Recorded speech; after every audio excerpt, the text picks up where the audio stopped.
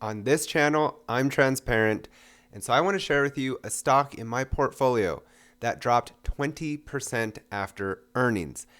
That is something that definitely gets your attention.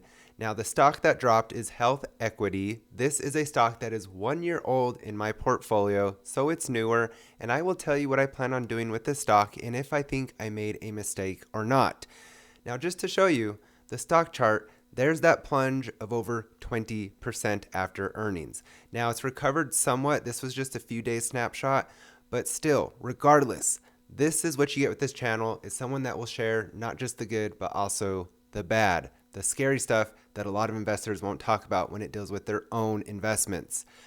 Now, I also sold a stock, and that stock is Union Pacific, the railroad company. I will tell you why I sold and what thoughts I have on this stock. So let's begin with Health Equity and the sharp drop after earnings. Now, the reason why it dropped 20% was due to a mixed earnings report and a cautious outlook for the future. While the company reported higher than expected revenue for the fourth quarter, its earnings per share fell short of analyst expectations. Additionally, increased service costs related to fraud prevention and system consolidation impacted their profit margins. The company's guidance for fiscal 2026 also came in below market expectations, which further contributed to the decline. Now, speaking of those softened outlooks, Health Equity expects fiscal year 2026 revenue of $1.28 billion to $1.305 billion versus estimates of $1.301 billion. The company anticipates full year earnings of $3.57 to $3.74 per share versus estimates of $3.71 per share. So guidance came in below estimates at the midpoint, which caused the stock to drop, but it was not that bad. I think this is a stock with high expectations, and therefore any slight miss is going to create volatility, but I don't think it deserved 20% of a drop, maybe 5 to 10%. The outlook was softened, but just barely, just right below those midpoints. So again, I don't think it was fully deserved. Now, what about the actual financials that came with their earnings? Now, again, the revenue was a beat and it came in at $311.82 million versus estimates of $306.05 million. And total revenue is up 19% year over year. That is great growth. That's what I want to see in a stock that I'm invested in, that I expect it to be a growth stock. Now, net income was flat year over year. A lot of that, though, was due to some added expenses, and they did finish the acquisition of Benefit Wallet, another company where they got to get some health savings accounts under their name. So this one you have to always look into, but I'm not concerned. I think this will pick back up. And then you have free cash flows.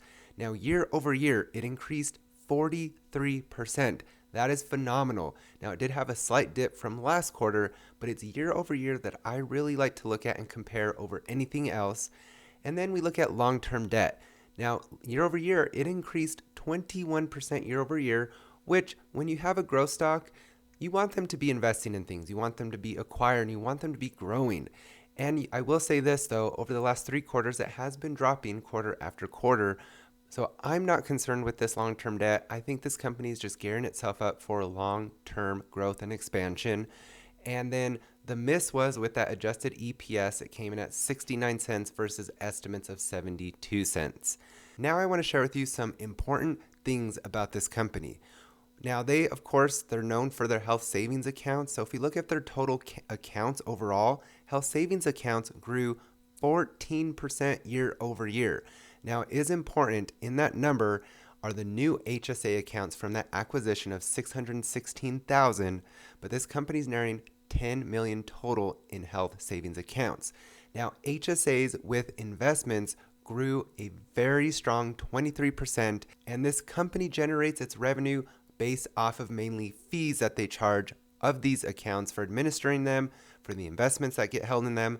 So when people are increasing their investments in their HSA, or there's new investments with HSAs, that means that people are in it for the long term, right? You don't start investing if you're not in it for the long term. So these accounts, you can save money, of course, for medical expenses, but you can also choose to invest it. And we know that means people will be holding on to these accounts long term because they're using them as a tool long term as another retirement account, which you can do with these accounts as well. So the fact that they are creating these long term customers and they're growing faster and faster, that means added fees that they'll get to charge, and that will increase their revenue. So speaking of the HSA assets, we'll see cash went up 16% and the HSA investments went up a massive 44%. So people are choosing to increase their investments in these HSA accounts. And again, that's creating long-term customers, which means that their revenue's going to be that much more sturdier, and it's going to be increasing because the more investments that get put into these accounts, the more they get to collect in fees. And so the total HSA assets overall went up 27%.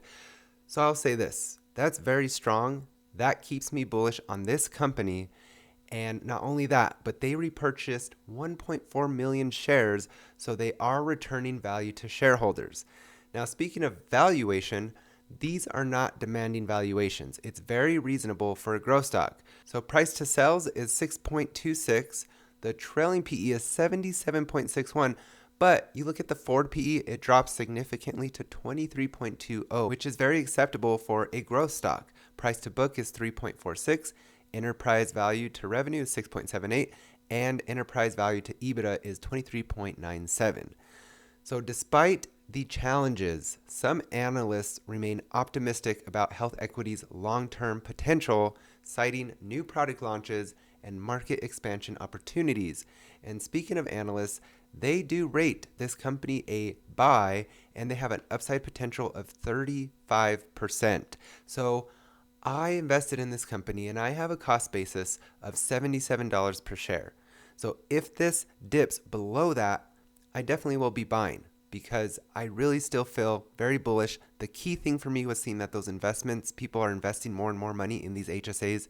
And to me, that's creating a stickier customer that's going to be there for the long term, which means that revenue is more guaranteed and they're still growing their accounts. Everything's looking good. Of course, the outlook was softened, so that's something to keep in mind, but I think that will pick back up, and their financials, though, remain in great shape. So yeah, below 77, I'll buy, I'll be adding, but if it doesn't get below that, I'm okay because I did make this a decent position in my portfolio. Now let's talk about Union Pacific. Why I sold this company, the main reason is I'm aiming for growth, and Union Pacific to me is a steady performer but not an outperformer, and I already hold 2 ETFs that offer my portfolio diversification and downside protection. So I decided to sell Union Pacific and reallocate those funds to others in my portfolio like Amazon, Google, and SCHG. So a few things on Union Pacific. When we look at their valuation, price to earnings, the trailing PE is 22.48 and the forward PE is 20.78. And if we look at their history, this is holding towards the top end. So to me, this is not a sign that this is the time to buy more Union Pacific. To me, it's more of a hold. If we keep looking, price to book is at 8.92. Price to sales is a 6.25. And if we look at their history of their price to sales, again, it's holding towards that high range.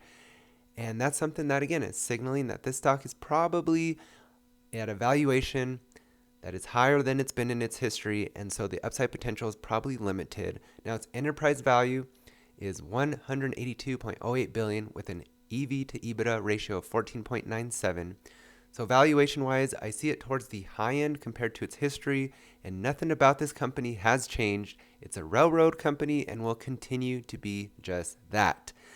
Now, if we look and compare its year-over-year financials to, let's say, Health Equity, just for fun, you'll see Union Pacific's revenue decreased 1% year-over-year, where Health Equities went up 19%. And speaking of growth, a growth stock, you want the revenue to be going up because everything else can be explained. So net income, of course, for Health Equity, it was flat, but they had some added expenses involved with acquisitions and growing in some areas that they need to. Union Pacific is up 7%, so that's solid. Long-term debt, you'll see Health Equity, again, is up 21% year over year, but they're using that debt, they're using that leverage to widen their moat, and it creates, hopefully, that benefit in the future, that return on that investment.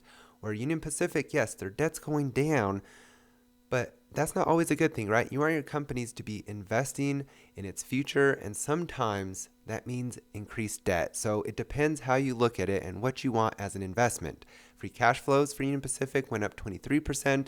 That's actually really good for this company. Of course, Health Equity knocked it out of the water with 43%. So this is just to show you, when I'm looking at this, that revenue is what concerns me, that decrease of 1%, which means this could be a very slow growing stock potentially if they don't turn that around. And with Union Pacific and analysts, they rate it and outperform. I would say this is more of a hold, has an upside potential of just 12%. I think the stock is a buy at $200 or below. So unless if it reaches that, I think it's just a hold if you already hold it, or I would not recommend this as a buy unless if you're near retirement and you want that sturdy, steady, wide moat company. This is an option, something you should put on your watch list.